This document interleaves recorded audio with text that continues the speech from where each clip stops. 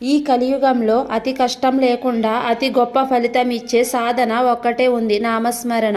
దేవుడిని చూడలేకపోయినా దేవుడి నామాన్ని మాత్రం ప్రతి మనిషి పలకగలడు.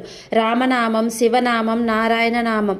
ఈ నామాలు కేవలం పదాలు కాదు, శక్తి తరంగాలు. మన మనసు ఎప్పుడు అశాంతిగా ఉంటుంది, భయ, బాధం, కోపం ఉన్నప్పుడు. అదే సమయంలో ఒక్కసారి మనసులో దేవుని నామం పలికితే మనసు నెమ్మదిస్తుంది, ఆలోచనలు శాంతిస్తాయి, హృదయం తేలికపడుతుంది. పురాణాలు చెబుతున్నాయి, అజామిలుడు చివరి శ్వాసలో నారాయణ అని పిలిచాడు. ఆ ఒక్క నామస్మరణ అతని పాపాల నుంచి కూడా రక్షించింది. నామస్మరణకు కాలం, స్థలం, వయసు అవసరం లేదు. బాధలో ఉన్నప్పుడైనా, భయపడుతున్నప్పుడైనా, మార్గం తెలియనప్పుడైనా నామస్మరణ మొదలు పెట్టవచ్చు. దేవుడు వెంటనే ప్రత్యక్షం అవ్వకపోవచ్చు, కానీ మనలోని అశాంతిని మాత్రం వెంటనే తొలగిస్తాడు. కలియుగంలో నామమే దైవం.